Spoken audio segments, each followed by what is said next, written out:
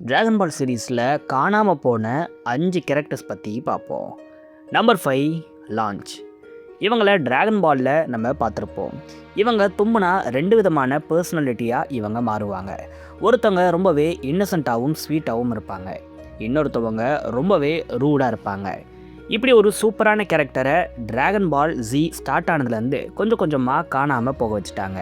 இதை பற்றி டோரியாமா கிட்ட கேட்டதுக்கு அவர் இப்படி ஒரு கேரக்டர் இருக்கிறதையே மறந்துட்டேன்னு சொல்லியிருக்காரு. நம்பர் 4 ஓப்.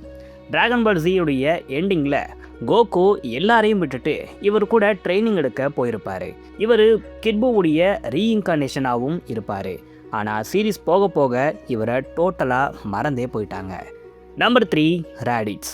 கோகுவுடைய பிரதர்னு சொல்லும்போது சீரீஸில் இவர் ரொம்ப பெரிய ரோலை ப்ளே பண்ணுவாங்கன்னு எல்லாருமே நினச்சாங்க. ஆனால் கோகுவோட நடந்த ஃபைட்டுக்கு அப்புறம் இவரை அப்படியே டிஸப்பியர் ஆக்கிட்டாங்க. Number 2 future Trunks. Future Trunks சீரீஸில் ரொம்பவே கூலான ஒரு கேரக்டராக இருந்திருப்பார். ஆனால் கோகு பிளாக் ஆர்க்குக்கு அப்புறம் இவர் கம்ப்ளீட்டாக வேனிஷ் ஆகிட்டார். இதனால் இப்போ வரைக்கும் கூட ஃபேன்ஸ் எல்லாருமே இவரை வர வைக்க சொல்லி கேட்டுக்கிட்டு இருக்காங்க. நம்பர் 1 இருக்கிறது டியான். இவர் கோகுவுடைய ரைவலாக ஒரு கட்டத்தில் இருந்தார். செம ஓவர் பவர்டான கேரக்டராகவும் இருந்தார். ஆனால் ஒரு கட்டத்தில் டோரியாமா இவரை கம்ப்ளீட்டாக டிஸப்பியர் ஆக்கிட்டார். இதுக்கு எந்த ஒரு காரணமும் சொல்லப்படலை.